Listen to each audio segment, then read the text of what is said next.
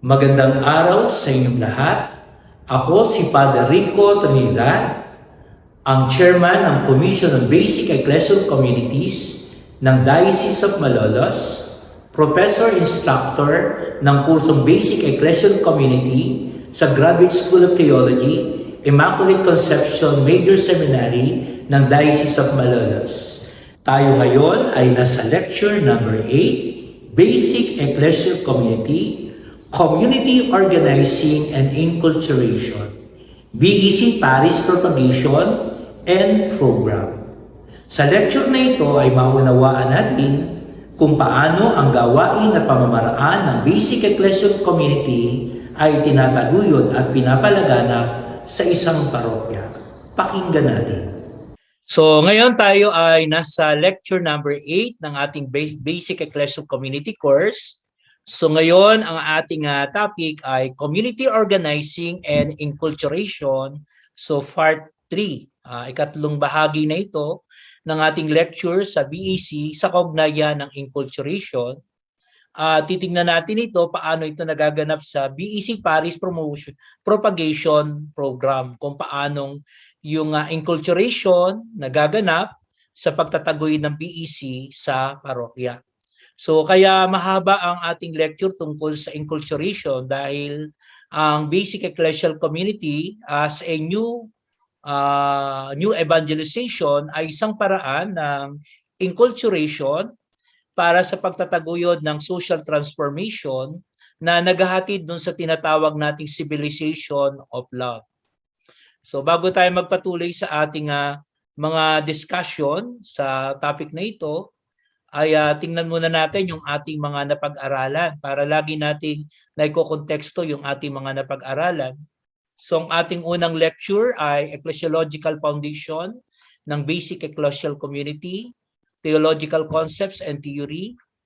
Ikalawang lecture natin ay Pastoral Definition ng BEC, Pastoral Application and Principles. Pagkatapos lecture number 3 ay tinignan natin ang History of the Church. At doon ay tinalunto natin ang historical evolution ng BEC bilang models of the church. Number 4 lecture natin ay pastoral application ng model of the church sa parish experience of BEC Philippine situation. Pagkatapos tinignan natin ang BEC bilang parish community building. Pang-anim ay BEC and Enculturation, Evangelization and Transformation of Culture. Lecture number 7, BEC and Enculturation, Part 2, Evangelization, Social Transformation, and Civilization of Love. At ngayong lecture number 8, BEC Propagation and Promotion, lecture number 3 para sa New Evangelization at Enculturation, Part 3. Okay. So, i-review natin siya ulit para lang makita natin lagi yung konteksto. So, makikita natin na lagi ko pinagsisikapan na ulit-ulitin yung mga magkakasunod na prinsipyo para matandaan natin kung paano nga ba yung proseso ng BEC sapagkat katulad ng ating mga nabanggit, ang BEC ay hindi isang finished project kundi ito ay process, ongoing process ito. So, yung process niya, kung makita natin dito, yung BEC, evangelize, evangelizer, evangelizing community. So yan yung kanyang tunguhin. Diyan kumikilos yung gawain ng BEC bilang bahagi ng new evangelization. Ang ginagawa niya, nag-evangelize. Pagka na-evangelize na, nagiging evangelizer. Pagka naging evangelizer ay hindi nagiging isa kundi evangelizing community. Sa bandang baba, ang prosesong ipinapasok ay gospel value. Kapag nakapasok ang gospel value sa buhay ng tao, na mga mananampalataya, doon pumapasok yung enculturation. Kapag nakapasok na yung proseso ng enculturation, ang layunin ay ang pagtataguyod ng civilization of love. Sa konkretong paraan, makikita natin sa susunod, dito, ay makikita natin yung spiral development ng BEC. Na kapag tinignan natin yung buhay ng BEC, meron siyang spiral development na ito ay paikot-ikot at patuloy na nangyayari, pero ito ay merong growth, kaya spiral development of BEC as a Christian community. So sabi natin, ito ay merong 5 stage, yung pagbabahagi na ng karanasan, dialogue of life, Pangalawa ay paghubog mula sa salita ng Diyos, formation. Pangatlo ay pagsamba sa Diyos. Ito ay yung ating worship, liturhiya o metanoia. Pang-apat ay paglilingkod ng sambayanan ng Diyos, diakonia o servant leader. Ito rin yung tinatawag nating liberation stage.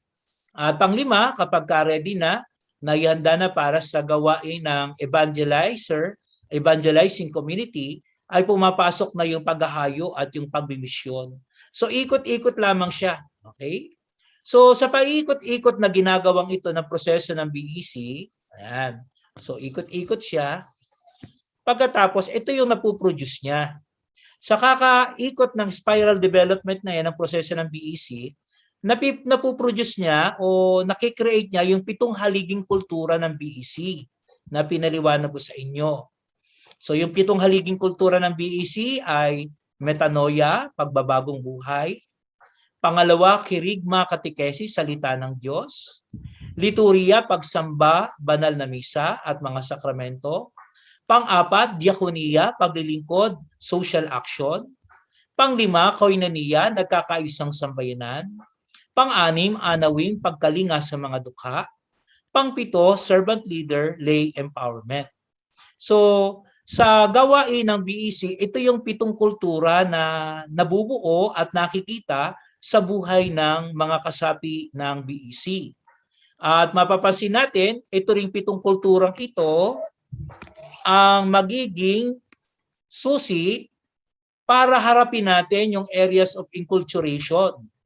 Na meron 3 areas ng enculturation na kung saan ay pumapasok ang BEC. So una ay Philippine culture, yung ating mga kaugalian bilang mga Pilipino. Tradition and value system natin bilang mga Pilipino. Pangalawa, BEC and church culture. Paano ang buhay ng simbahan dito sa Pilipinas? Ano ang ating mga kaugalian? Ano ang ating mga pamamaraan? Church bureaucracy and orientation.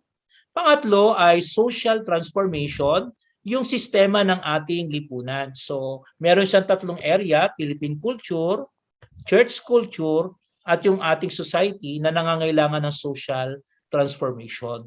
Ang pangsagot natin diyan para yan ay magkaroon ng enculturation ay yung 7 haliging kultura na napuproduce o naisa sa buhay sa pamagitan ng pagtataguyod ng BEC. Again, kung titingnan natin yung mga arong ito ay yan din ang prosesong pagdadaanan natin.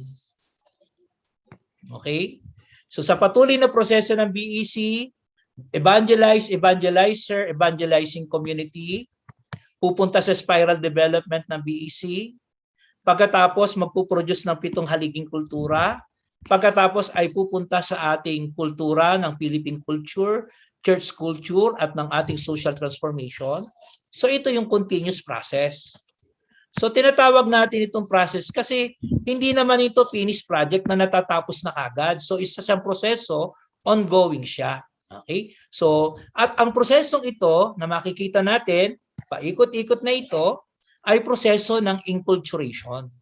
So ito ay patuloy na nagaganap. Okay?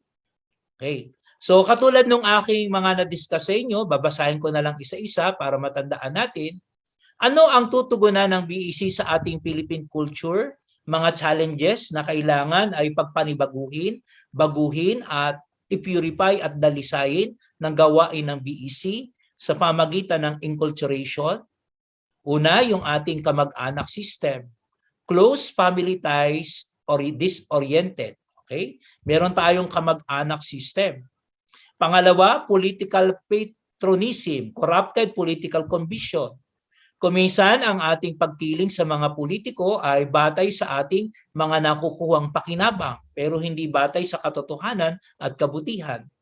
Pangatlo, meron tayong double standard o yung tinatawag nating split personality, split spirituality na sinabi ng isang pare na si Father Bulataw SJ na kuminsan ang ating spiritualidad bilang mga Pilipino ay merong split.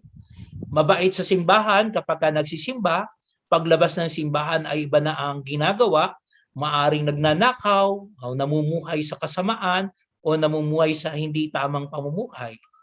Pang-apat ay yung bahala na mentality, bagamat tayo ay nananalig sa Diyos, Meron tayong pagkapitalistic na ipinagpapasa Diyos na lang natin ang lahat at hindi na tayo kumikilos. Panglima, meron tayong mamaya na habit, Filipino time, indecisiveness.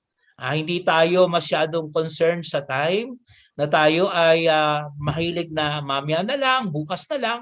Pang-anim, isa pang ugali natin mga Pilipino ay ningas kugon, lack of perseverance, inconsistency, sa una lang magaling. Pang-pito, pamanhiin. Pang-walo, popularity contest, lack of moral conviction. Kumbaga, ang ating pagkampi ay kung sino ang sikat. Kaya nga ngayong panahon ito ng eleksyon sa ating lipunan, hindi natin mapaniwalaan yung Pulse Asia. Maraming mga survey na lagi nagsasabi na ang approval rating ay maganda, mahusay. Pero kuminsan parang kinukondisyon ang utak ng mga tao na kahit alam mong mali at masama yung nangyayari, dahil sa mga survey na yan, para bang sinasabi, marami naman sila. Mas marami sila, mas maraming approval, sila ang mas tama. Pero sa katotohanan ay napakalaking kontradiksyon ang nangyayari sa ating lipunan. At yan kabahagi ng popularity contest na pang-siyam, traditionalism, resistance against creative change, na kung ano ang ating nakasanayan, ayun na lamang. Pang-sampo, regionalism, factionalism, division, tribalism at racism, na tayo rin ay may mga pagkakabahabahagi ayon sa ating mga lugar, mga kulturang pinanggalingan, bawa Kapampangan, Ilocano, taga Bulacan, taga Maynila. Kuminsan ay meron tayong regionalism. Pang-11, palusot system, yung para bang basta lagyan mo lang, okay na yan. At pang-12, feudalism, yung bang masyado ang pagtingin at pagiging sunod-sunuran kung sino ang may pera at yung walang pera at mahirap, sila ay walang sinabi sa lipunan. So ito yung 12 at maaring meron pa na ibang mga kultura na tinutugunan ng gawain ng basic ecclesial community sa gawain ng enculturation, ng social transformation, at gayon din naman ng civilization of love. So yan ang mga kultura na tinutugunan ng gawain ng BEC. Kung titingnan naman natin ito, ay hindi naman ito talaga na sasabihin natin 100% na masama. Meron din ito mga positive side. Kaso nga lamang dahil sa ito ay may excess, sumosobra, ay nagiging masama, di ba? Dahil sa sobrang pagpapahalaga sa pamilya, pagmamahal sa pamilya, ang nangyayari kamag-anak system na lang. Kung sinong kamag-anak, siya ang magaling. Kung sinong kamag-anak, doon kakampi, kahit hindi naman sila ang tama. So yun ang ibig sabihin ko. Kung titingnan natin lahat ang 12 kulturang ito ng Pilipino, na likas sa atin bilang mga Pilipino, ay maganda naman. Dangan nga lamang kumisan ay sumusobra. Kailangan ito ay i-purify, kailangan i-redirect sa pamagitan ng ebanghelyo na tinutugunan ng basic ecclesial community sa pamagitan ng proseso na ipinaliwanag ko sa inyo ng buhay ng basic ecclesial community. Yung spiral development, yung evangelizing community, yung mga nakikreate nito ng mga seven na culture ng BEC. Okay? Gayun din naman, sa pangalawang bahagi ay BEC and church culture. Ano naman yung mga challenges? Kumbaga, kung i-apply natin ang BEC sa buhay ng isang parokya, ano yung mga kultura sa ating simbahan sa panahon ngayon na matutugunan at mapipurify at mariredirect sa pagpapahayag ng mabuting balita at pagsasabuhay ng pananampalataya? So ito na yung mga challenges natin sa ating simbahan. Alam ko meron pang iba kayong makikita. So ito lamang yung 12 na aking nakita na aking inisa-isa at enumerate para sa inyo. So ito ang mga tinutugunan ng gawain ng basic ecclesial community sa church culture: spiritual orientation only, lacking on social concern. So yon, kulang, nakakalimutan yung integral body and soul, yung ating tinatawag na integral human development, hindi lamang para sa kaluluwa, kundi gayon din naman sa katawan. Pangalawa na kultura na makikita pa rin natin sa simbahan ngayon ay clericalism, focus on the clergy and non-participation of the laity, kulang ng lay empowerment. Kung meron mang kumisan lay empowerment, minsan naging lay overpowerment, na-overpower naman. Pangatlo, institutionalism, emphasis on the hierarchy but lacking a sense of belongingness. So yan ay makikita natin na ang simbahan ay tinitingnan lang bilang simbahang bato, ang mga pari at malalapit sa pari, pero nakakalimutan na ito ay pamayanan na merong sense of belongingness. Pang-apat, dogmatic, rigid observation of church laws and regulations but neglecting pastoral consideration. Nakakalimutan yung pastoral consideration. Ang nabibigyan pansin ay ang dogma. Panglima, dominance of the rich and powerful, marginalization of the poor. Sa simbahan, kumisan, kung sino ang mayaman, kung sino ang sikat, kung sino ang nasa poder, sila ang mga namamayagpag sa simbahan. At number 6, katulad ng lagi ni sinasabi ni Monsignor Benco, sacramentalized but not evangelized, so much on ritual but lacking on the Word of God. Okay? 7, centralization of church ministries, lacking in delegation of tasks, initiatives from the laity. There is a need for decentralization, church from below. So, lahat na lamang ay nandun na sa parokya at kung sino lamang yung ilang-ilang mga tao na kumikilos.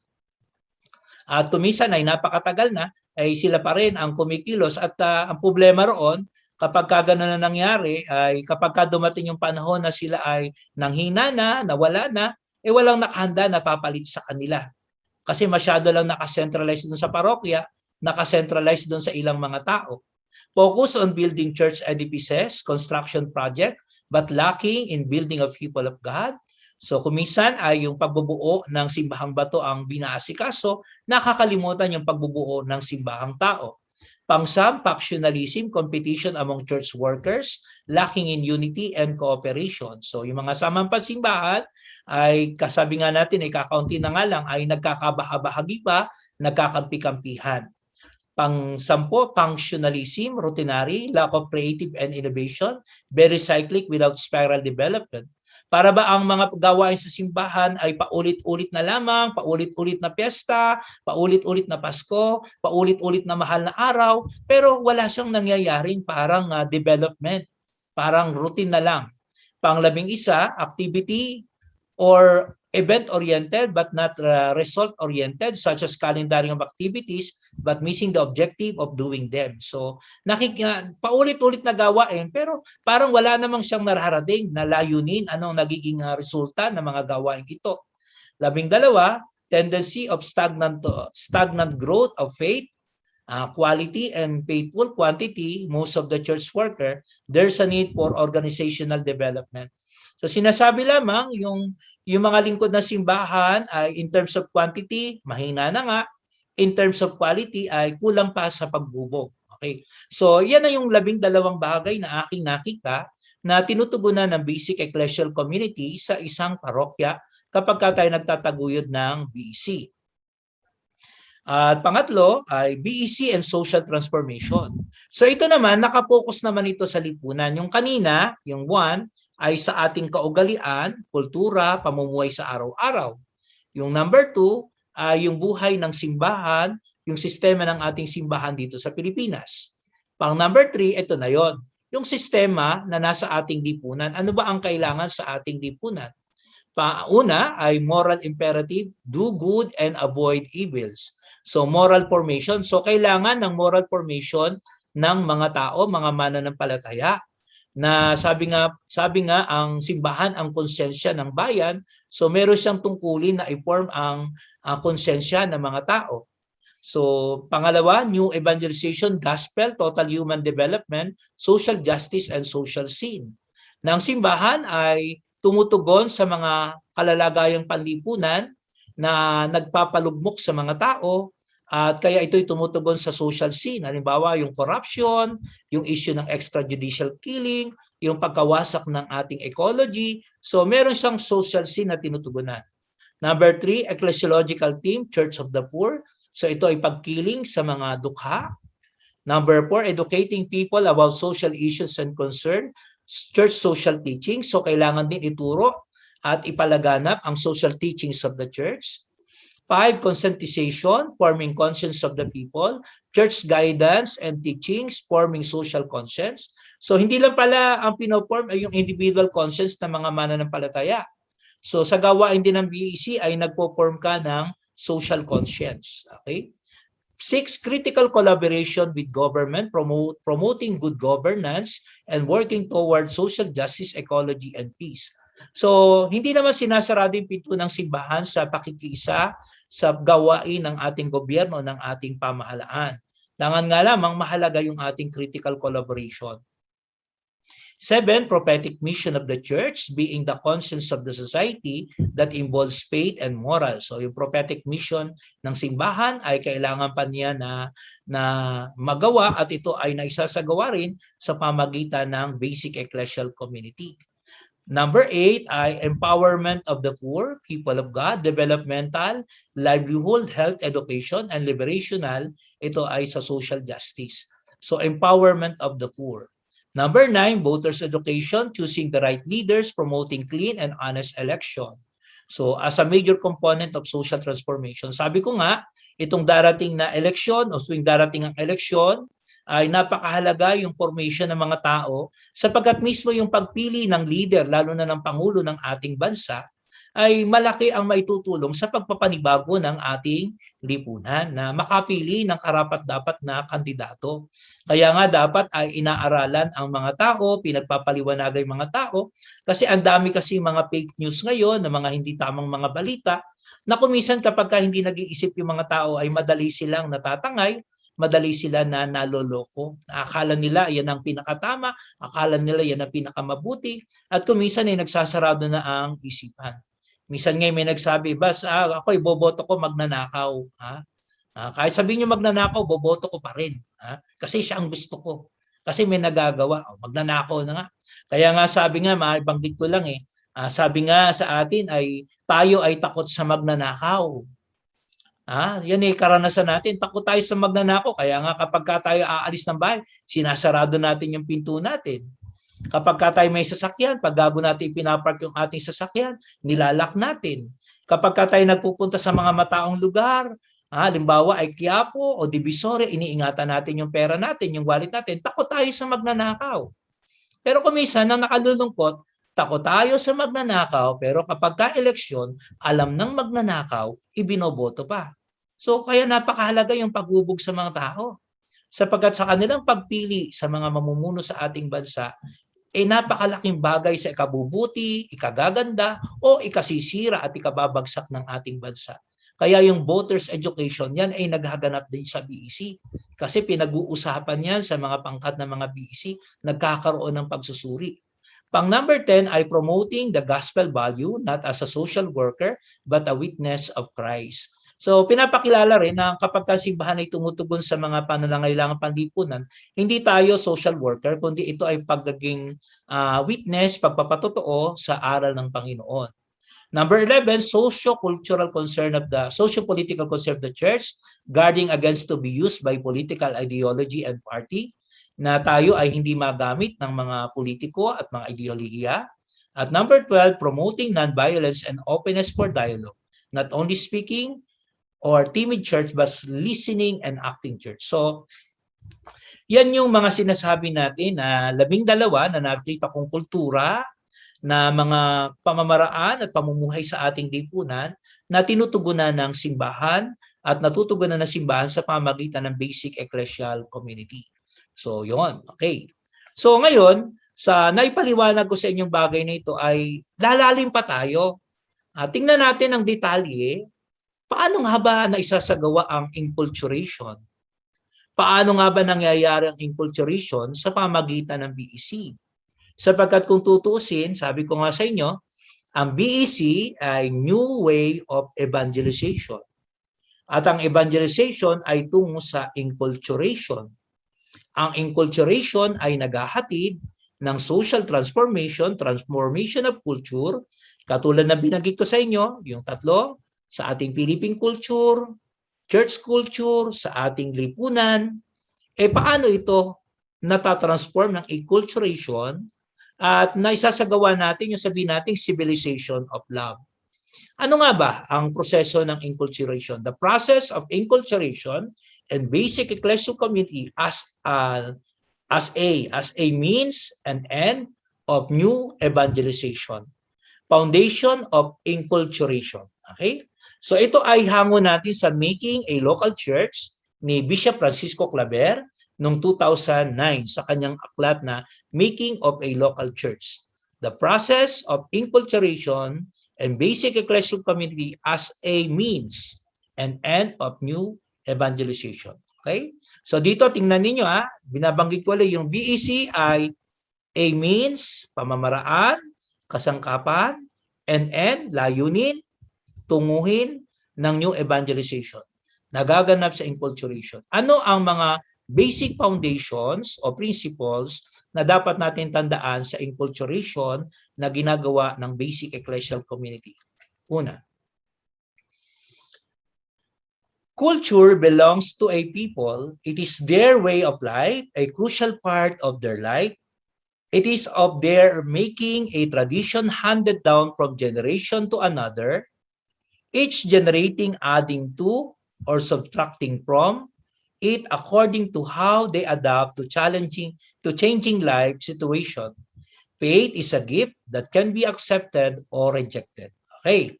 So simple lamang ang sinasabi nito. Yung culture o yung kultura o sa malalim na Tagalog ay kalinangan.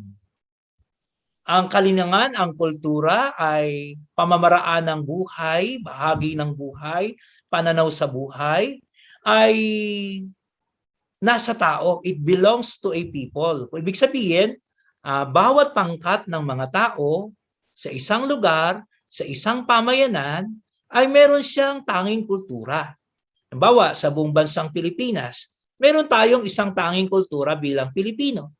Pero pagka pinag-usapan natin yung Luzon, Visayas at Mindanao, sa magkakaibang lugar na ito, meron silang tanging kultura. Okay? So, pagka naman pinag-usapan natin Luzon, iba yung kultura ng taga Bulacan, iba yung kultura ng mga taga Pampanga, iba rin yung kultura ng mga taga Ifugao, pero lahat sila ay nasa Luzon. Meron tanging kultura na nakapaloob na sa buhay ng bawat tao na nakabilang sa isang pamayanan. So ito ay meron ng tinatawag nating social construct. Okay? Sa term ng psychology, ito ay meron na siyang tinatawag na collective consciousness na nandoon sa mga tao na siyang nagdidikta ng kanilang pagkilos, ng kanilang pananaw, ng kanilang mga pagpapahalaga, ng kanilang values. Okay. So, pero itong tanging kulturang ito ay nadadagdagan, may nadadagdag sa mga kulturang ito batay ng mga pangyayari, may nababawas batay din sa mga pangyayari sa pagbabago ng mga sitwasyon. May nadadagdag, may nababawas. Ibig sabihin, ang kultura ay buhay. Nag-a-adapt ito sa kanyang sitwasyon. At ang kulturang ito ay pasalin-salin lahi. Okay? Isinasalin ng iba't ibang mga henerasyon sa mga susunod na henerasyon, maaring may nadadagdag, mayroong nababawas. Kaya ang kultura ay dynamic. So siya ay buhay. Okay? Ngayon, kung titingnan natin, dito pumapasok yung pananampalataya bilang regalo. Siya ay regalo, supernatural gifts na nanggagaling mula sa Diyos na po pwedeng tanggapin at po pwedeng hindi tanggapin. Po pwedeng hindi tanggapin ngayon, pero pagdating ng panahon, matatanggap na. Po pwedeng natanggap ngayon, pero pagdating ng panahon, nakalimutan na. So, ganun ang pananampalataya at kultura. So, yung kultura, naroon na, ang pananampalataya ay isang regalo na maaring tanggapin, maaring hindi tanggapin. Maaring tanggapin ng kalahati, maaring tanggapin ng buo. So, ito ay continuous process. Okay?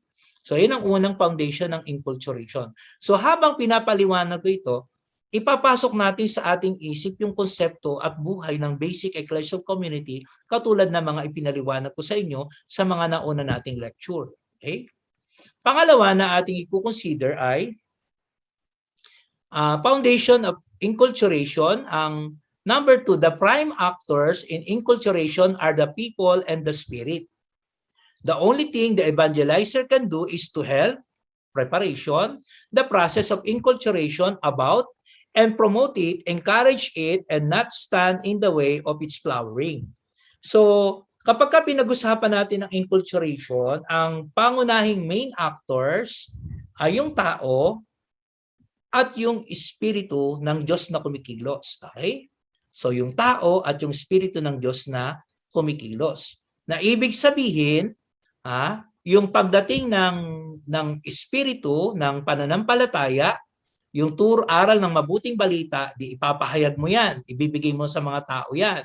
So, ang pinaka-main actor diyan ay yung tao na nakikinig ng salita ng Diyos, kung paano niya tinatanggap yung salita ng Diyos, at yung pagkilos ng Espiritu Santo.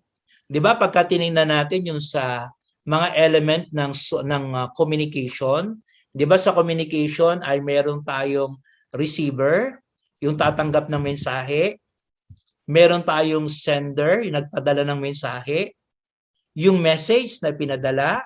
So dito binibigyang pansin yung message na itinatanggap ng mga tao, ang Espiritu Santo, ang pagkilos ng Diyos, ang pangunahing naroroon. Anong gampanin ng messenger? Ang gampanin ng messenger ay i-prepare yung mga tao sa pagtanggap ng mensahe.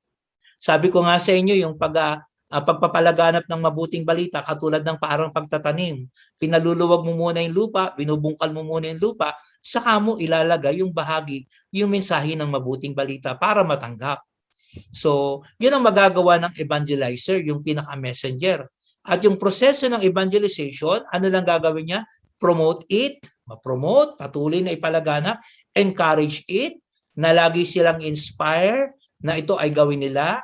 At higit sa lahat, kung ito ay merong mga pagkilos na nangyayari, not stand in the way of his flowering, na hindi maging hadlang yung messenger. Kasi kung minsan, may mga pagkakataon na ipahayag ang mabuting balita, tinanggap na ng mga tao, pero sa bandang huli, kapag naapektuhan yung messenger, yung pare, yung pinaka-leader, para bang nasasagasaan yung kanyang interes, yung kanyang kagustuhan, kuminsan siya ang humaharang. O kaya naman, in a way na hinaharang niya, batay sa gusto niyang mangyari. So parang pinangungunahan niya yung Espiritu Santo at yung pagkilos ng Espiritu Santo sa buhay ng mga tao. Kaya nga mapapansin ninyo, pagka nagsasagawa kami ng meeting ng BEC, yung lingguhang pulong panalangin, matagal doon yung dasal ng Come Holy Spirit. So talagang doon sa aking prosesong ginawa, tinagalan ko yung dasal ng Come Holy Spirit. Bukod sa bukod sa aawitin yung Come Holy Spirit, maghaham pa, matagal na iaham yun, mag-iaham ng Come Holy Spirit. At medyo mga 2 minuto rin yung dasal na babasahin ng isa habang naghaham, at pagkatapos ay kakantahin uli yung Come Holy Spirit. Kakantahin ng English, maghaham, habang naghaham, may babasahin panalangin, kakantahin ng Tagalog, pagkatapos ay magtatapos pa uli sa English. Mahaba yung para sa Espiritu Santo. Kasi sa prosesong yon ay pinakikita natin yung kahalagahan ng pagkilos ng Espiritu Santo na inihanda ng mga miyembro yung kanilang sarili sa pagkilos ng Espiritu Santo. So yan ang sinasabi natin sa enculturation, mahalaga yung tao at yung pagkilos ng Espiritu Santo sa pagtanggap ng mga tao sa mensahe ng mabuting balita. Ang pangatlo, enculturation is nothing more, nothing less than ongoing dialogue between the people and the Spirit. And the dialogue is precisely about how to integrate and synthesize faith and culture into a living whole. Okay? So pumapasok na yung salitang dialogue.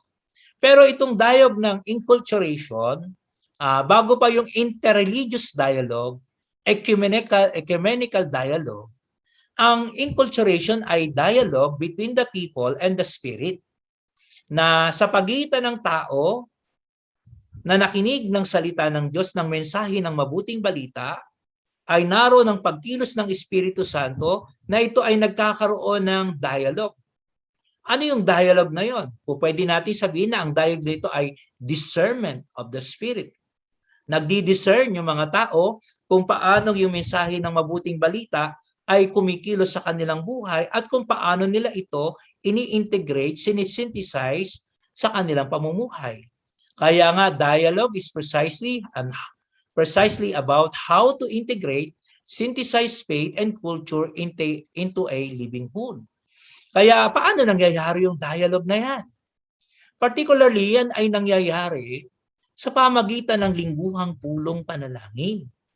Kaya nga, diyan ko nga laging sinasabi na kung merong isang pinakamahalagang gawain ang basic ecclesial community ay yung pagsasagawa ng kanyang pulong panalangin. Sapagkat sa pulong panalangin, doon pinagninilayan yung salita ng Diyos na ipinahayag sa banal na misa. Doon nagaganap ang dialogue sa pagitan ng taong nag-share at yung pagkilos ng Espiritu sa kanyang buhay. Doon nagaganap yung dialogue ng taong nag-share sa mga taong nakikinig sa kanya at kung paanong nagre-response yung mga tao sa kanya sa pamagitan ng kanilang pangunawa, ng kanilang panalangin, ng kanilang pagmamalasakit. Doon nagaganap yung dialogue sa pagitan ng bawat miyembro ng BEC sa iba't iba nilang mga karanasan sa buhay at tinuturo ng pananampalataya. Sa pangkalahatan, doon nagaganap ang dialogue sa loob ng simbahan. Dialogue of faith experience, na sa dialogue na yon ay doon nangyayari yung nasisynthesize, nai-integrate yung buhay pananampalataya, buhay ng kaugalian at ng kultura bilang isang paraan ng pamumuhay. So kaya ako tatanungin kung ano ang dapat talagang itaguyod sa basic ecclesial community, pinakamahalagang bahagi ng ecclesial community, bukod sa pagdiriwang ng misa, dahil yun ang pinakamahalaga, ay yung pagtataguyod, pagsagawa ng lingguhang panalangin. Kasi kung kahit na kung meron kang livelihood program, may outreach program ka, meron kang mga street masses o ano pang mga activities, kung wala yung pulong panalangin, hindi rin mangyayari ng lubos yung enculturation sa BEC. So kaya napakahalaga yung pulong panalangin. At kung tatanungin naman tayo, ano ang pinakamahirap na gawain sa BEC? Pulong panalangin.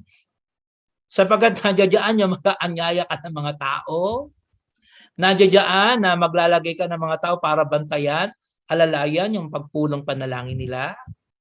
At sa bandang huli, bilang isang pare, nandiyan din kumukuha ng oras at panahon pag-iintindi sa buhay ng pari yung gawaing pulong panalangin. Kasi halimbawa sa karanasan ko, meron kang 102 na BEC. Linggo-linggo lahat nagpupulong. Meron kang 8 community organizer na meron kanya-kanya mga dinadalawang mga pulong para tiyakin linggo-linggo ay nagpupulong. Pero bahagi ng gawain ko pa noon, yung 8 community organizer na yan, pagkatapos ng misa ko ng araw ng linggo, linggo-linggo, nagmi-meeting pa kami. At yung 8 na yun ay nagre-report sa akin ano mga nangyari sa BEC, ano mga dapat gawin ng BEC. At ako bilang isang pahari noon, talagang malaki nakukuhang oras sa akin kasi yung mga community organizer may BEC din. Pagka nag-BEC ang EXICOM, nandoon din ako, yung PPC, may BEC linggo-linggo. Pagka nag-BEC yung isang samahan na kailangan kong daluhan sapagkat may problema, magbibigay rin ako ng panahon. Hindi naman napakadali yung gawain ng pagpupulong panalangin kasi magbibigay ka ng panahon, makikinig ka, kung minsan mabibigatan ka, minsan marami kang mausuong na mga problema. Parang kung minsan masarap pang magkulong na lang sa kumbento at doon ka na lang at magmisa ka. Pagkatapos kung magmisa, puntahan ng schedule at pagkatapos doon ka na lang sa kwarto, manood ka na lang ng Netflix. Maraming magandang palabas ngayon sa Netflix. Yun ang tukso.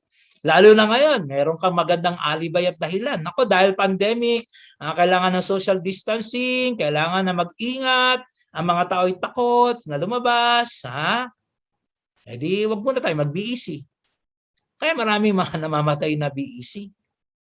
So pero pinakikita ko lang sa inyo yung challenge. Imagine niyo kapag kayo nagtaguyod ng BEC, talagang malaking oras at panahon ang makukuha sa atin. Pero sabi ko nga ay nahirapan man ay wala akong regrets kasi nakita ko naman kahit na wala na ako doon sa dating parokya ko, hindi man siya perfect, pero nakita ko yung bunga ng BEC sa buhay ng tao at sa buhay ng simbahan. At yung karanasan din naman yan na nakita ko, yan din naman yung dahilan kung bakit ako nakapagsasalita ngayon, kung bakit ako nakapagbabahagi o sabihin na natin nakapagtuturo ng aking karanasan tungkol sa BEC.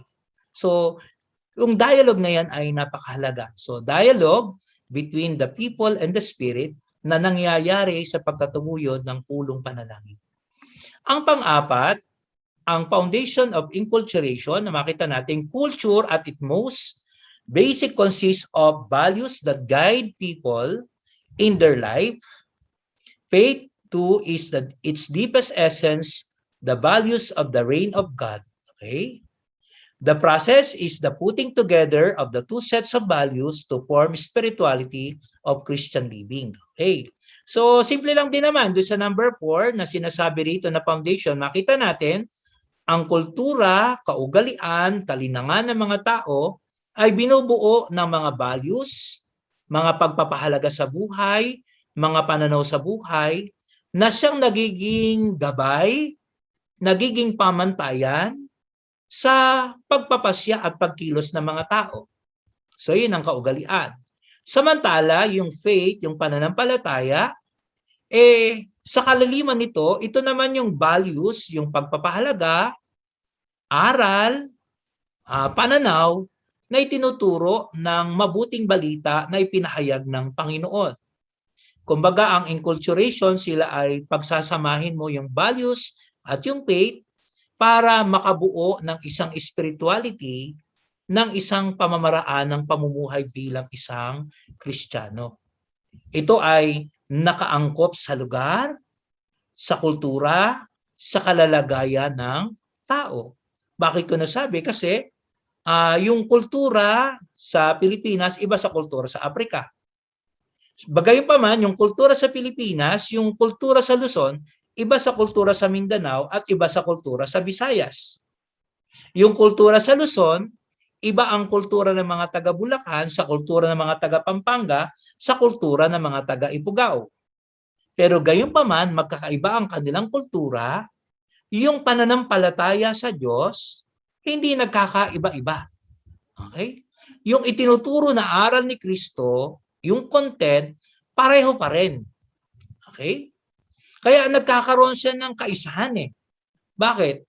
Maaari sabihin natin, yung kultura ng taga-Japan, taga-Pilipinas, taga-Amerika, magkakaiba. Pero yung kultura ng pananampalataya, ng ebanghelyong ibinibigay sa kanila, hindi yan magkakaiba. Pare-pareho yan. Yung Kristong ipinahayag sa Japan, yung Kristong ipinahayag sa Pilipinas, yung Kristong ipinahayag sa Amerika, isang Kristo lang yan. Pero magkakaiba ang kanilang kultura. Pero anong unifying? Anong unifying o nagkakaisa sa kanila? Isang Kristo lang. Isang mabuting balita. Isang pananampalataya. Diba? Kaya ganoon din naman sa atin. Kahit naman sa isang lugar, Bulacan, Pampanga, magkakaibang kultura. Pero nagkakaisa sapagkat isang kultura lamang ang isang kultura ng ni Kristo, ng turo ng mabuting balita, ang ipinapahayag. Kaya ito ay the process is the putting together of two sets of values to form a spirituality of Christian living. Okay? Number 5. Number 5, the semina verbi, the seeds of the word, are already present in every human culture.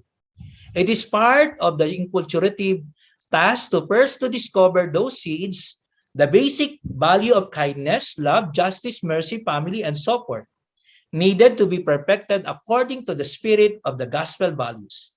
So sinasabi lamang dito, di ba pinag-uusapan natin, merong kultura. Pagkatapos nandiyan ang pananampalataya, ang mabuting balita. Ang sinasabi, bago pa dumating yung mabuting balita, yung pananampalatayang ating ipapahayag at mabuting balita, nakabaon na, naroroon na sa kultura ng mga tao. Meron ng seeds, meron ng binhi doon. Nandun na siya, yun yung tinatawag nating semina verbi. At anong ginagawa ng enculturation? To discover those seeds of basic value of kindness, meron ng kindness doon, nandun na yung love, may idea na ng justice, mercy, family values. Ang kailangan na lang ay dalisayin, linangin, at paunlarin, perfected.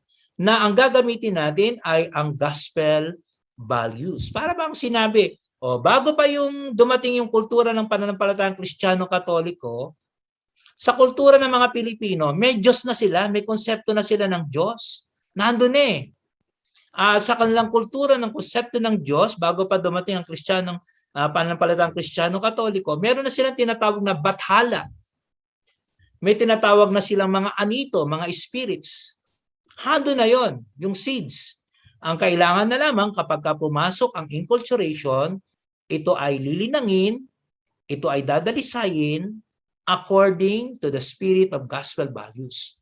So, hindi natin sasabihin ako, nang dumating pa yan, wala pang pananampalataya kahit tungkol kay Kristo yan, walang-wala. Hindi. Ang sinasabi, nandoon na. I-inculturate mo na lang, i-motivate mo na lang, palalabasin mo na lang. Kaya hindi naman sa BEC, di ba? Pagka nag-BEC, mga kasapi ng BEC, nandoon na yung pananampalataya eh. Nabinyagan na yan eh. Binyagan na yan, mga Kristiyano Katolikan. Doon na. Kailangan lang natin linangin palalo. Okay? So, yun yung sinasabi natin dito. Okay. Pang-anim, foundation of inculturation. Inculturation is the process of mutual enriching of faith and culture. Culture is enriched in the refining process of its value the faith brings about, and also vice versa. Okay. So, yung inculturation, mutual enrichment, mutual enriching o enrichment, na kung saan, dahil sa pumasok ang pananampalataya sa pamagitan ng inculturation, yung kultura ng mga taong ito ay lalo pa siyang yumabong, lalo pa siyang umunlad. Kasi nga, nadagdagan siya ng gospel values. Sa kabilang banda, inaamin din naman at tinatanggap na dahil ang pananampalatayang Kristiyano Katoliko ay pumasok sa kulturang Pilipino o sa kultura ng isang pamayanan, yung pananampalataya rin naman nai-enrich siya. Umuunlad din at lalong nagiging rooted, lalong nagiging founded, lalong nagiging relevant yung pananampalataya kasi pumasok siya sa kultura ng mga tao, ng mga kaugalian. So kaya meron tayong tinatawag na mutual enriching. Na bari-baga ang sinasabi, sa pagpasok ng inculturation, hindi lang yung kultura ng taong umunlad, kundi mismo yung gospel value ay umunlad din kasi naging rooted siya, naging founded siya, naging relevant siya, naging experiential siya sa mga tao. Okay? Inculturation is the process of mutual enriching of faith and culture. Okay. Sunod naman, pang number 7, inculturation is a process of an ongoing one. So ito yung nagpapatuloy. There is the purifying effect of faith into culture that is of growth and declines, of continuities and breaks. It is a process of continuing conversion. Okay. So muli sinasabi lang naman natin, yung inculturation ay isang proseso. Hindi siya natatapos, siya ay ongoing. Sa ganung paraan, yung inculturation ay nagiging daan upang ang kultura, kaugalian, pananaw, pamumuhay ng mga tao ay napipurify ng turo ng pananampalataya. Okay? Purifying effect of faith into culture, napipurify siya, na itong purification na ito ay nagbibigay ng growth, ng pag-unlad. Pero sa kabilang banda, sa growth na ito, meron ding declines. Halimbawa, pinag-usapan natin yung kultura ng pamanhiin ng mga Pilipino. Meron tayong mga pamanhiin. Meron yung pagka yung pinasukan ng pananampalatayang Kristiyano Katoliko ng gospel value, yung pagiging pamanhiin, ang growth niya ay maipokus mo na ang makapangyarihan ay ang Diyos. Yung Diyos, si Kristo ang makapangyarihan at hindi kung ano-anong mga espiritu at mga pamanhiin. So nandun yung growth.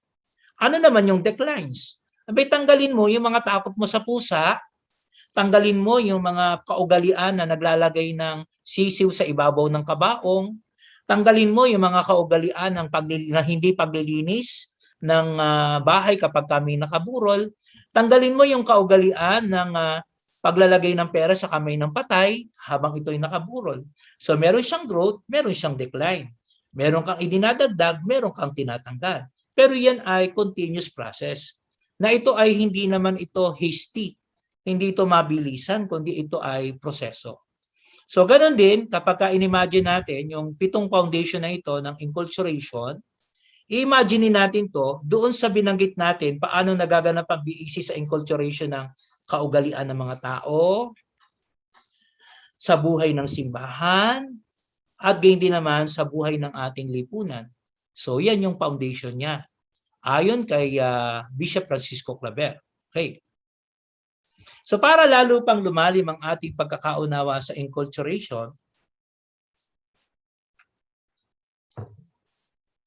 Tignan naman natin ang kaugnay na paliwanag ng 3 stages of enculturation ng BEC ni Monsignor Manny Gabriel. Ito ay nakita natin doon sa handouts na tungkol sa mission at BEC. Okay. So sabi ni Monsignor Manny Gabriel ay merong 3 stages o 3 bahagdan ang enculturation. Ang una, the first is the translation of the Word of God into the language of the communities. So the gospel is communicated using the people's worldview, the way people perceive, explain, describe, and integrate the reality within or around them. Okay? So that they are able to respond in faith to the cause of discipleship that Christ offers. Listening to and acting on the word is a dynamic process that unifies BEC members along a shared perspective where they make their own tangible contribution to the enfleshment of the gospel in their lives. So yung ibig sabihin lang ng ating unang stage ng enculturation kay Monsignor Manny Gabriel ay translation of the Word of God. Ibig sabihin, yung salita ng Diyos, sabi nga ay isinasalapat mo, inaangkop mo, ibinabagay mo, inilululan mo sa buhay ng mga tao sa kanilang pananaw, pagpapaliwanag, pagsasalarawan, at kung paano nila ito ini-integrate o ipinapasok sa kanilang pamumuhay. So, ikino-contextualize mo. Yan ang word. Kino-contextualize mo yung mabuting balita, yung salita ng Diyos, doon sa kalalagayan ng mga tao. Okay? Sa contextualization na ito, doon nila naintindihan ang kahalagahan ng pananampalataya at kahalagahan ng pagiging isang Kristiyano bilang disipulo ni Kristo. Paano ito nangyayari? Listening and acting on the word is a dynamic process. So listening and acting, pakikinig at pagkilos, ay ito yung ginagawa ng mga BEC members. Di ba?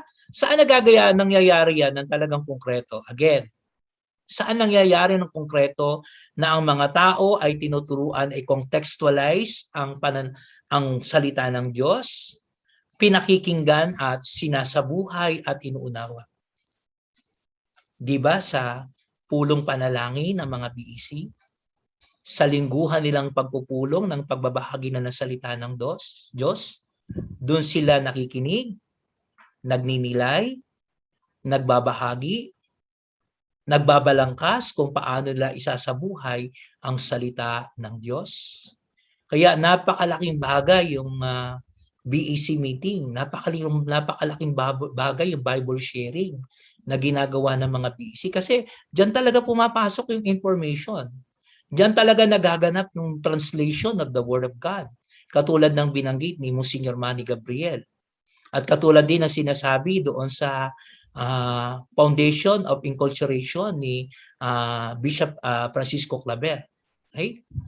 Ang pangalawang stage ng BEC refers to assimilation of the gospel into the bigger culture of the community, the bigger neighborhood. Okay?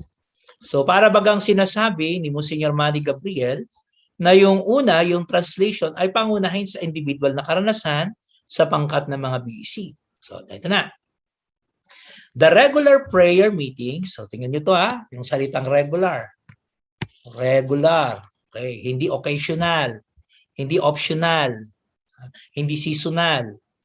The regular prayer meeting, which is weekly, where the gospel shapes the BEC members into a community, provide them opportunities to relate to each other based on gospel framework. Okay, di ba? Sabi sa inyo, conversion as a community gradually evolves. The evangelization of culture as it is expressed in the neighborhood communities slowly, provides norms of conduct and behavior, ideals and principles where the communities can critique themselves and embrace the necessary changes. Okay? So nakita ninyo yung proseso na sa pamagitan nitong assimilation na ito ay nagaganap sa regular prayer meetings, na ang mga kasapi ay nagkakaroon ng relasyon at pagkakaunawaan sa gospel framework, na ito ay unti-unting kumikilos sa buhay ng tao, nagpo-provide ng conduct and behavior, ideals and principles na siyang batayan ng pagsusuri ng mga tao sa kanyang pamumuhay at sa kanyang pakikipag-ugnayan sa kapwa at pamumuhay sa lipunan. Kaya ito ay nanangahulugan ng necessary changes. Di ba diyan nga pumapasok yung metanoia? So tingnan niyo yung proseso ng spiral development. Andiyan din yung spiral development eh. Dialogue of life, formation, liturgy, servant leader, liberation, and then mission. So nando doon. Information, formation, transformation, reformation, nando doon din. Evangelize, evangelizer, evangelizing community, nando doon din siya. Okay? So yan yung proseso niya. Kaya lagi ko inuulit sa inyo, ang BEC ay isang paraan ng new evangelization sa pagsasagawa ng enculturation. Pangatlo, the third stage is the transformation of the bigger culture where the BECs are embedded. Okay? Transformation of bigger culture. Okay? The transformation occurs as the communities act and interact to the pressures and problems, the forces and conflicts that society impinge on them. The word-inspired and faith-motivated community direct their efforts to purify or alter all that do not promote quality human Christian life, and to reinforce the cultural trait that dignifies and uphold their self-respect as members of society. Okay? So makita natin dito, yung binabanggit dito, yung nagsimula doon sa translation, the Word of God sa personal na buhay ng tao, sa kanyang pag-uugali, lumabas doon sa kanyang assimilation kasama ang pangkat ng BEC, kasama bilang isang konteksto. At sa pamagitan nito, sa pagsasagawa nito, ito ay transformation of bigger culture na kung saan ay naroroon ang BEC. Ibig sabihin, nasa society na, nasa sisimbahan na, at nasa pangkalahatang kaugalian ng isang pamayanan, ng isang bayan, at ng isang nasyon. Kaya diyan kumikilos yung BEC. Ibig sabihin yung ipinasok mong impormasyon, na-form sila, na-transform sila, at naghahatid sila ng reformation, ng pagpapanibago. Okay? So yan, yung tatlong stage ng enculturation ayon kay Bishop Francisco, ayon kay Monsignor Manny Gabriel. Okay? Kaya pagka binasa natin, these three stages are lifelong processes that BECs embarks on. The stability and continuity of BECs evangelizing effort depends to a large extent on their ability to inculturate the church into their very culture and setting as a people. The presence or absence of an inculturated church lies in the way the BECs translate and assimilate Christ's word and message and make it the basis for their transforming task in the society. So, pinakikita lamang nito, yung gawain ng BEC, ay naroon sa BEC yung tinatawag nating translation of the Word of God, assimilation, and then transformation na naghahatid sa mas malaking pamayanan, mas malaking konteksto ng buhay ng mga tao sa isang lipunan, sa simbahan o kaugalian ng pangkat ng mga tao. So again, nakita natin dito, information, formation, transformation, at reformation. So yan yung paliwanag ng enculturation ayon kay Monsignor Manny Gabriel. So sa pagkakataong ito, yan yung mga areas ng evangelization, areas ng enculturation, Philippine culture, church culture, at social transformation. So sa pagkakataong ito ay makikita na natin yung rasyonale, yung dahilan ng instrumento ng pagiging BEC, bakit natin ito ipinopromote. Okay? Siguro ngayon matapos natin pag-aralan ito, yung mga kaalaman tungkol sa BEC at maiugnay ito sa enculturation, doon natin ngayon maintindihan lalo yung sinabi ng PCP2 sa Declaration 137. Lalo natin siya maintindihan kasi naintindihan na natin yung konsepto ng enculturation. Kasi siguro nung una na hindi pa natin naintindihan yung konsepto ng enculturation, Hindi pa natin nakikita yung buhay at gawain ng BEC. Hindi pa natin nakikita yung history ng BEC. Medyo parang mahirap intindihin itong sinabi ng PCP 2137. Pero ngayon, naniniwala ako, matapos na maunawaan natin yung enculturation, yung gawain nito sa pamayanan, paano pinagpapanibago ang kaugalian ng mga Pilipino, kaugalian ng ating simbahan dito sa Pilipinas, ang ating lipunan, ay mas maunawaan natin itong sinabi ng PCP 2137. Ang aming layunin, magkaroon ng simbahan bilang nagkakaisa, nakikibahagi, humahayo, isang simbahang nagsasagawa ng tungkulin bilang pari, propeta at haring lingkod, at isang simbahan ng mga dukha. Nagpapanibagong simbahan ay nakikita ngayon sa BEC. Yan ang pinakamatindi. Ay nakikita ngayon sa gawain ng BEC. Diyan natin maintindihan kung bakit nakikita ngayon sa gawain ng BEC. Diyan natin maintindihan kung bakit mahalaga ang BEC. Dahil sa kanyang buhay, sa kanyang gawain ng enculturation, ng new evangelization, ito ay isang mabisang paraan ng pagsasagawa ng pagpapanibago ng ating simbahan sa kasalukuyang panahon, na kung saan ay naroroon ng communio, participation and mission, naroroon ng community of disciple as priest, prophet, and kingly, naroroon ng Church of the Poor, at naroroon ng renewed church. Okay.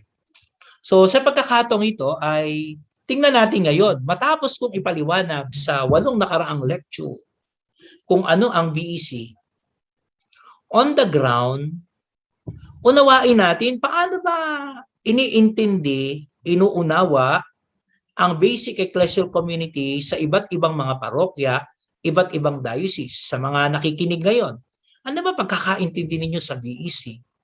Matapos sa mga paliwanag na ito, ano ang BEC ngayon? Paano natin ito maisasagot, maisasabuhay, lalo na sa panahon ito ng pandemic? So ito ipapasok tayo ngayon sa critical na pagsusuri sa kahulugan, pag-iral at pagpapalaganap ng basic ecclesial community. Bakit critical? Kasi dapat suriin natin kasi minsan may mga nagsasabi, may BEC kami dyan. Ano bang BEC nyo? Minsan may nagsasabi, yung mga BEC raw, meron sa mga best practices, mga iba't ibang gawain, BEC kami. Nag-Bible sharing kami, BEC kami.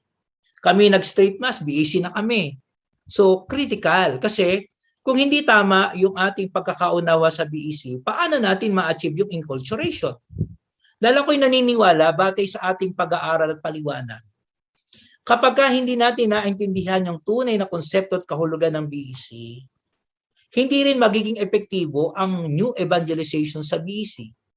Hindi rin magiging epektibo ang sinatawag nating enculturation. Okay. Kung halimbawa, sabihin natin, ang BEC ay pagpapamigay ng mga bigas sa mga tao. BEC yun. Palagay ba natin, pagka nagpamigay ka kagad ng bigas, yung enculturation ay magaganap sa mga tao? Ang BEC ay pagkakaroon ng, sabihin natin na kami ay merong livelihood program. Ang BEC ay meron kaming street mass sa isang lugar. Sa palagay ba natin, yung ba talaga ay magiging epektibo sa gawain ng enculturation? Hindi natin minamaliit yung banal na misa. Pero para maintindihan natin ang sa gawain ng BEC bilang bahagi ng enculturation, kailangan unawain natin ang kahulugan ng BEC, ecclesiological foundation, unawain natin ang kanyang pastoral definition, unawain natin ang kanyang historical development, unawain natin ang church culture sa ating simbahan, unawain natin kung anong ibig sabihin ng enculturation kaugnay ng new evangelization na siyang ginagawa ng BEC as a means and end ng evangelization. Paano inuunawa at isinasabuhay ang diwa ng BEC sa iba't ibang dioceses, parokya at pamayanan? Paano nga ba? Sa aking karanasan at mga pagsusuri at mga narinig ay ito yung mga narinig ko na iba't ibang uri ng pangunawa sa gawain ng BEC sa iba't ibang parokya, iba't ibang diocese. Okay? Iba't ibang pamayanan. Okay. So bago tayo dumako ron ay sabi ko nga i-review muna natin yung mga panuntunan sa BEC. Okay. Ito yung mga pinag-aralan natin. Ha? Sabi nga ni Claver, ang BEC community of believers at the grassroots level, regularity of meetings, lay leadership, common worship, common discernment, common action as a community in a community. So yun yung mga basic definition. Bilang. Sabi pa natin, in concrete, ang BEC ay 10 to 12 members, regular meeting, adjacent location, neighborhood, may Bible sharing, Bible study, may facilitator, assistant facilitator, ongoing formation and growth, discernment action-oriented, at community-oriented. Okay? So ngayon, ano ang iba't ibang pagkakaunawa sa BEC? Mga uri ng BEC ayon sa sukat ng mga munting pamayanan. Unang tinatawag na BEC ay BEC ng isang barangay, pamayanan, sitio, zone na mayroong kapilya at may buklod o cell group ng BEC. Halimbawa, isang pamayanan o isang barangay, pagpalagay natin na mayroong 30 hanggang 100 pamilya. At ang barangay na ito ay meron silang kapilya, tandaan nyo ito ay merong kapilya at meron siyang lingguhang misa sa kapilya. Mayroong mga buklod ng BEC sa loob ng pamayanang kapilya at ito ay ang halimbawa nito ay Diocese of Malolos. At partikular, halimbawa nito ay sa parokya ng Holy Angels. Sa Holy Angels ay meron siyang 7 kapilya. Sa bawat kapilya ay halos isang barangay ang bumubuo. Meron lamang isang barangay na 4 ang kapila dahil malaki ang area pero hindi naman ganun karami ang tao. Pero bawat lugar ay merong kapilya. Ang bawat kapilya ay merong lingguhang misa.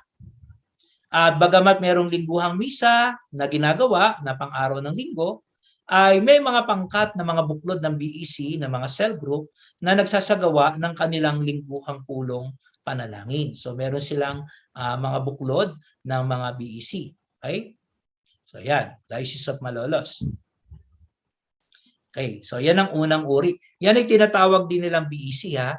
Basta, ang una pala dyan ang banat pala rito ay isang pamayanang may kapilya, isang barangay na mayroong lingguhang misa. Ang tawag diyan sa iba ay BEC. BEC din ang tawag diyan.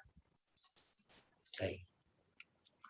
Ang pangalawa naman ay BEC ng isang barangay, tawag isang barangay, pamayanan sitio, zone na mayroong kapilya at may buklod ng BEC ng grupo ng BEC. Pamayanan binubuo ng 30 hanggang 100 pamilya, mayroong lingguhang misa sa kapilya, mayroong mga buklod ng BEC sa pamayanang kapilya, mayroong tinatawag na BEC na buklod o neighborhood block, zoning family cluster, subalit walang regular na pagtitipon para sa lingguhang panalangin. Okay. So yan ay tinatawag din na BEC sa ibang mga lugar ha.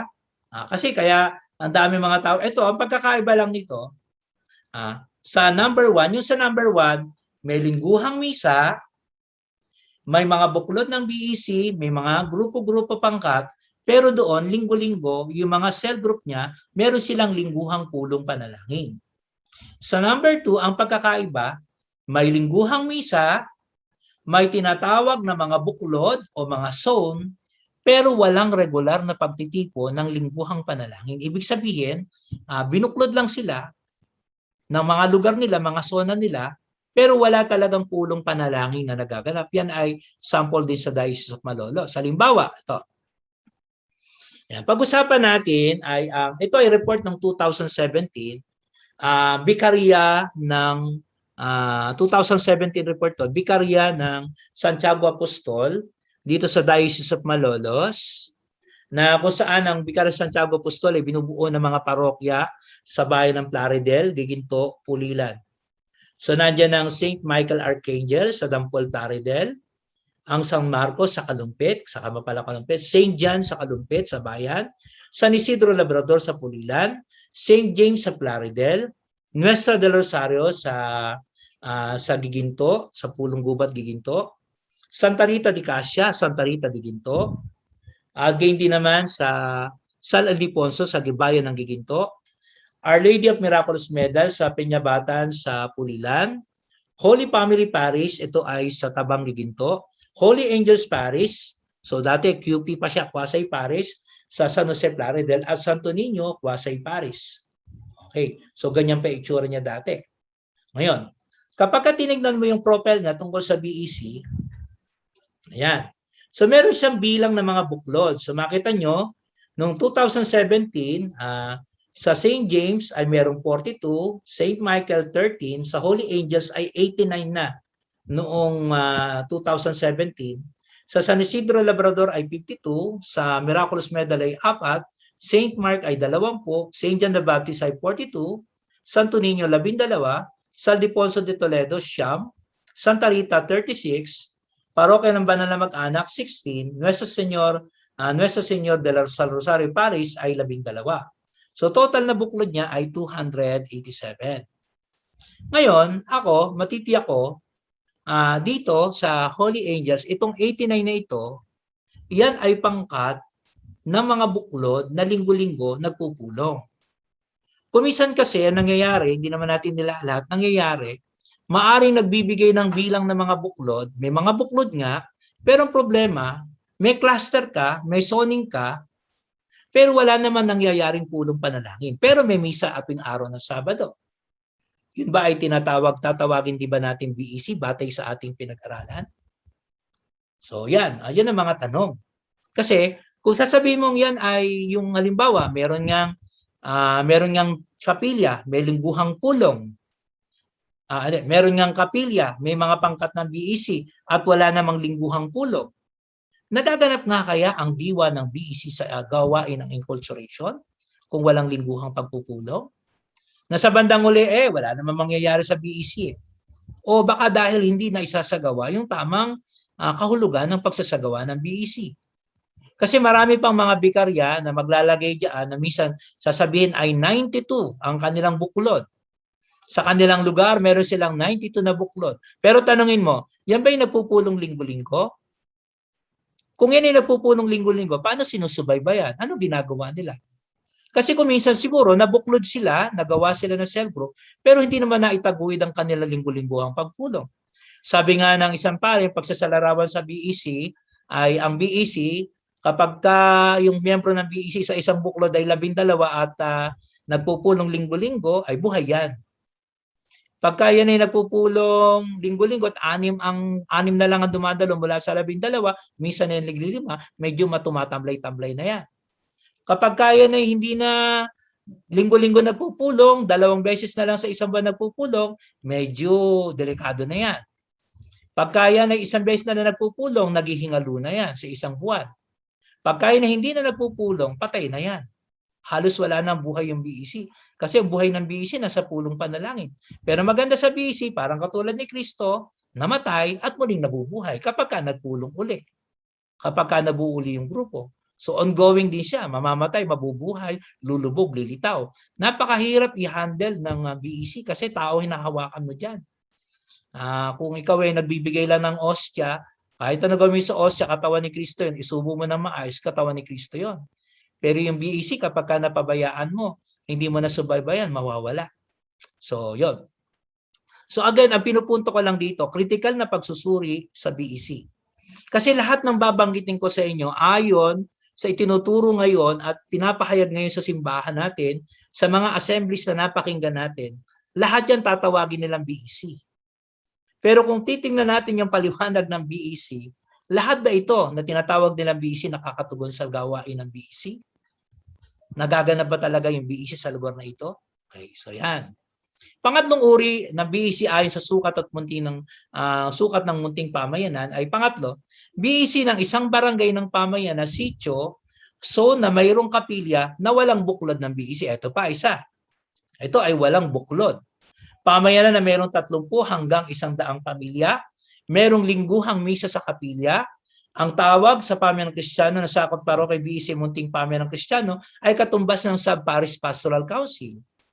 So meron dati, ewan ko lang kung tama, meron dati ako estudyante, pinaliwanag nila, ang tawag nila doon sa kanilang SPPC o Sub-Parish Pastoral Council ay BEC o munting pamayanang Kristiyano sa Antipolo. So ito rin, yung isang pamayanan, walang mga grupo-grupong mga buklod, walang pulong panalangin, dahil may misa linggo-linggo doon sa kapila na yon, ang tawag nila roon BEC. Sa isang critical na pagsusuri, talaga bang BEC yon? O isang pamayanang meron lamang lingguhang misa? Kung titingnan natin yung ating pag-aaral, kasi kung tutuusin natin, yung ba ang lingguhang misa sa isang pamayanang walang buklod ng BEC, walang pulong panalangin, ay makatutugon ba talaga siya doon sa tinatawag natin magkikreate ba ito ng isang pamayanang nagkakaisa, nakikialok, nagmimisyon?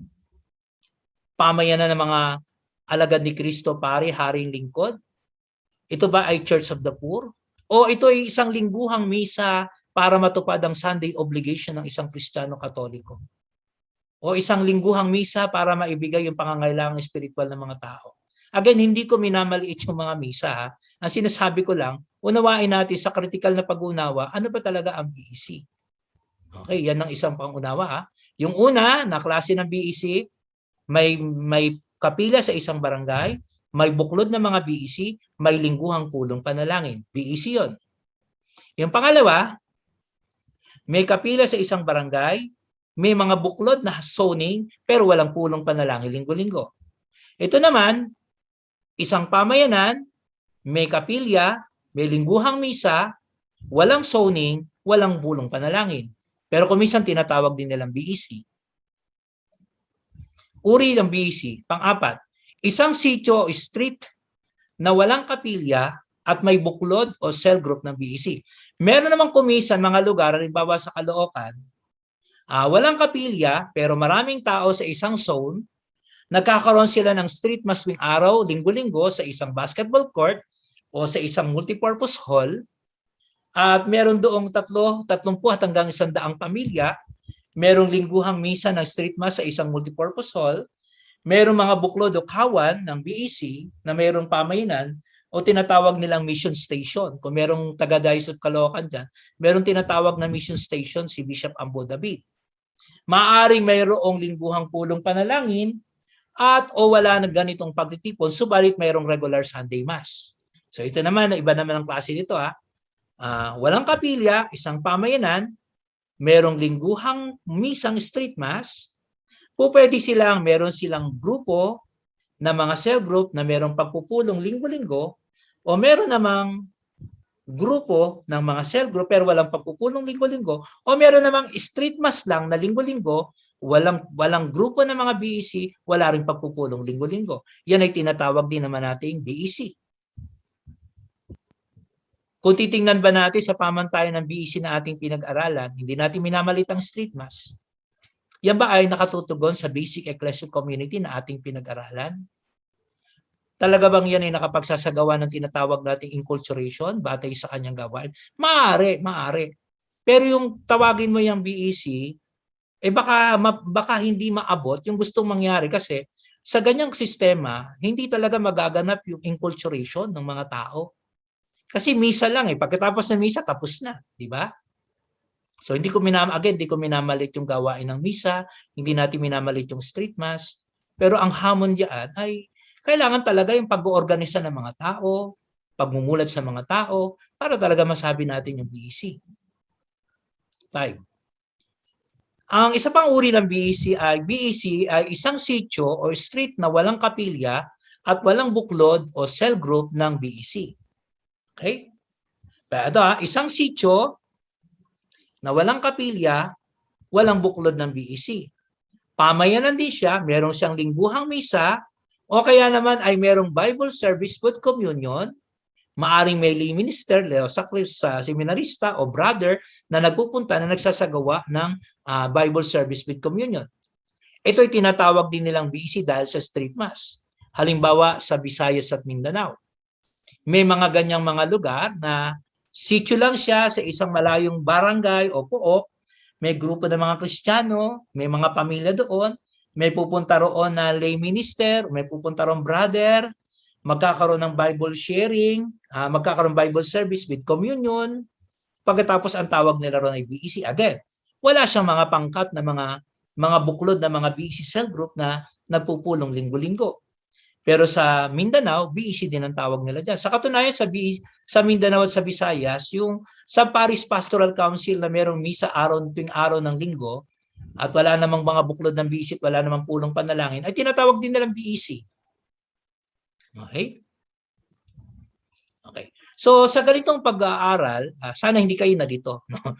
So hindi ko naman kayo nililito. Ang sinasabi ko lamang, matapos yung 8 lecture natin ng pagsusuri kung ano, pagpapaliwanag kung anong BEC, tingnan natin ngayon yung mga tinatawag nilang BEC o Basic Ecclesial Community ayon sa pamantayang sinasabi ng iba't ibang parokya, iba't ibang diocese sa mga pagtitipon na ito ang BEC. Kung ito ang BEC, ang tanong, makatutugon ba ito sa nais mangyari ng BEC? Kasi para sa akin, kung mali ang pagkakaunawa sa isang konsepto, kung hindi tama ang pagkakaunawa at kulang ang pagkakaunawa sa isang konsepto, mali rin na magiging application. Kung mali ang magiging application dahil mali ang pagkakaunawa, hindi mo rin mararating yung gustong mangyari. Sa bandang huli, mapuprostrate ka. Hindi naman pala totoo. Totoo. Totoo siya. Dangan nga lamang, mali ang pagkakaunawa mo, kulang ang pagkakaunawa mo, mali yung application mo. Mahirap yun nga talaga medyo mahirap. Shortcut na lang, madali na lang gawin natin. Hindi mo makukuha yung gusto mo mangyari. Kasi para makuha mo yung gusto mangyari, yung BEC as a new evangelization, a means and end ng simbahan, sa bisyon ng simbahan, ay kailangan gawin mo yung tamang paliwanag. At yan ay tinalunto natin at hinimay natin sa turo ng simbahan at sa kasaysayan at iba't ibang mga dokumento, iba't ibang mga pagpapaliwanag. Gayunpaman, uri ng BEC batay sa pagkakabuklod ng pamayanan. So meron pang ibang pagkakaunawa ng BEC. Meron tayong tinatawag na BEC na territorial. Yung territorial BEC ay BEC na nakabatay sa sakop na lugar ng isang pamayanan na kung saan ay naninirahan ang mga kasapi ng BEC. So halimbawa sa isang kapilya ng Bintog, may mga kapilya, may mga buklod ng BEC, magkakapit-bahay sila. Ang tawag doon ay territorial. Nakatira sila sa isang pamayanan sa isang lugar. Yun namang sektoral, BEC na ang mga kasapi ay nakabatay sa kanilang hanap buhay o lugar na kanilang pinagtatrabuhan, factory workers, magsasaka, mangingisda at iba pa. Halimbawa sa Holy Angels din, meron doong malaking factory na pagawaan ng mga bag, mga sombrero. Sila yung gumagawa ng bag at sombrero ng pen shop, ng iba't iba yung oxygen. Basta marami silang ginagawa doon. Marami roong mga nakatira na stay-in na mga manggagawa, na mga taga Batangas, may mga taga Bicol, may mga taga Visayas, na doon na sila naninirahan. Hindi naman talaga doon sila nakatira. Yung iba naman taga roon pero meron silang iba't ibang mga bahay, pero sila nabuklod bilang isang BEC, bilang sektor ng mga mananahi at mga manggagawa at mga factory worker. So yun ay sektoral. So BEC din ang tawag doon. Ngayon, yun naman, tuwing araw ng Lunes, so karanasan namin, tuwing araw ng Lunes, alas 8 hanggang alas 10 ng umaga, bago sila magsimula ng trabaho, meron silang isang oras o isang oras at kalahati na pangkat-pangkat sila kada mga division nila o kada mga kwarto ng tahian ay sila ay nagbi-BEC. Tuwing araw yun ng Lunes ng umaga. So meron doon 25 na buklod ng BEC na merong 10 hanggang 12 miyembro na mga nagpupulong, grupo ng mga mananahi, tagaputol ng tela, mga kargador. So yun, grupo ng mga namamahala, mga checker. So yun naman ay ginagawa ron. So sila ay tinatawag na BEC na sektoral.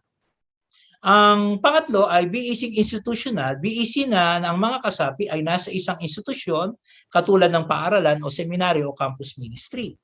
Sa eskwelahan din, meron tinatawag na institutional BEC kasi yung mga estudyante, hindi naman sila nakatira doon sa eskwelahan. So bali sila ay isang institusyon, halimbawa student council, mga grade 6, mga teacher, mga non-working staff. So meron din silang gawain ng BEC na pagninilay ng salita ng Diyos.